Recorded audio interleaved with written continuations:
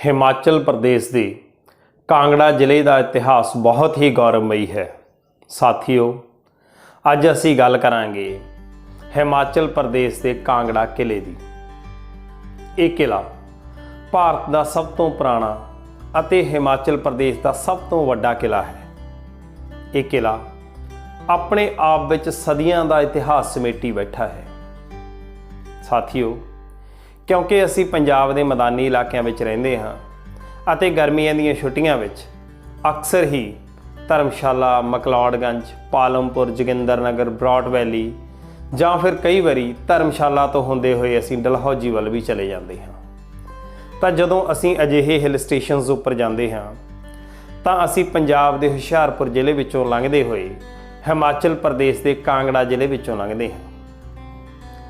तो क्योंकि यह भारत का एक बहुत ही इतिहासिक किला देवभूमि हिमाचल के इस कांगड़ा जिले में स्थित है, तो सानू अपने टूर विच जांदे होए जां आउंदे होए इस इतिहासिक किले नूं वेखण दे लई घट्टो घट्ट 1 या 2 घंटे जरूर कढ़ने चाहिए हैं। तो आओ गल करते हाँ देवभूमि हिमाचल के कांगड़ा किले की। पुराने समय विच कांगड़ा नूं नगरकोट जां त्रिगारता के नाम नाल भी जाणिया जांदा सी। त्रिगारता का साम्राज ब्यास बाणगंगा घाटी विच फैलिया होया सी अते यह किला भी बाणगंगा अते माझी नदी के किनारे उत्ते स्थित है। यह किला लगभग 4 वर्ग किलोमीटर विच फैलिया होया है अते इसकी समुंदर तल तो उचाई 350 फुट है। जिमें ही असी किले विच प्रवेश करते हाँ तो किले विच प्रवेश करदिआं ही सज्जे पासे पानी का स्टोरेज टैंक भी बनया होया है अते उत्थे एक शेर के मूँह के आकार वर्गी एक रचना भी बनी हुई है अते इस विचों लगातार 24 घंटे ठंडा पानी आउंदा रहिंदा है। ये पानी पीण योग है, जिसनूं इत्थे आउण वाले जो विजिटर्स हैगे आ वो पीण लई वरतदे आ। इस तो बाद दे विच असी जिमें ही किले के मुख दरवाजे विचों अंदर जाते हाँ तो असी कई गेटां विचों लंघ के प्रवेश करते हैं, जिस दे विच सब तो पहला है रणजीत सिंह गेट। इस तो बाद विच असी अहीनी गेट विचों जाते हुए कटौच क्रैस्ट विच जाते हाँ तो इस तो अगला दरवाजा जिस विचों असी लंघते हाँ वो है जहांगीरी गेट। असल विच वख-वख समयां ते वख-वख राजियां ने इस किले उत्ते कब्जा किया, हमला किया ते उन्हां दी याद विच वखरे वखरे दरवाजे इत्थे बने हुए हैं। इस तो बाद असी अंधेरी गेट विचों लंघ के दर्शनी गेट ते पहुँच जाते हैं। दर्शनी गेट के दोनों पासे जमुना अते गंगा के निशान बने हुए हैं। इस गेट विचों जिमें ही असी जाते हाँ तो असी किले के विहड़े विच पहुँच जाते हैं, जिथे एक पिपल का दरख्त लग्या होया है। इस पिपल के दरख्त तो सज्जे पासे कुछ छोटे छोटे आकार दीयां जेलां भी बनिया हुई हैं अते इस तो थोड़ा असी उपर जाते हाँ तो उत्थे अंबिका अते आदिनाथ जैन मंदिर भी बने हुए हैं। इस तो बाद दे विच किले दे विच उपर जाण दे लई रस्ता है।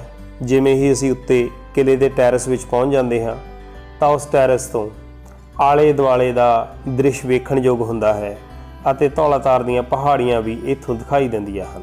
हुण जे किले के इतिहास ते निगाह मारीए तो यह किला लगभग 500 राजियां का इतिहास अपने विच समेटी बैठा है। कटौच शासकों तो इलावा इस किले के उत्ते होर शासक जिन्हां दे विच दुरको, मुगल, सिख, गोरखे अते अंग्रेज़ां ने कब्जा किया है। किले दीयां कंधां दे उत्ते जो प्राचीन लिखतां हन उस तो ये अंदाज़ा लगाया जाता है कि महमूद गजनी ने इस किले के उत्ते अटैक किया सी अते इस किले के उत्ते हमला करन तो बाद इस दे उत्ते कब्जा करके किलेदार नूं ये किला सौंप दिता सी। उस तो बाद दे विच दिल्ली के तोमर शासकों ने 1043 विच ये किला मुड़ कटौच शासकों नूं सौंप दिता सी। इस उपरंत 1337 विच मुहम्मद तुगलक अते 1351 विच फिरोज शाह तुगलक ने इस किले के उत्ते हमला किया ते कब्जा किया अते 1556 विच अकबर ने इस किले नूं जित के धर्मचंद कटौच नूं दे दिता सी।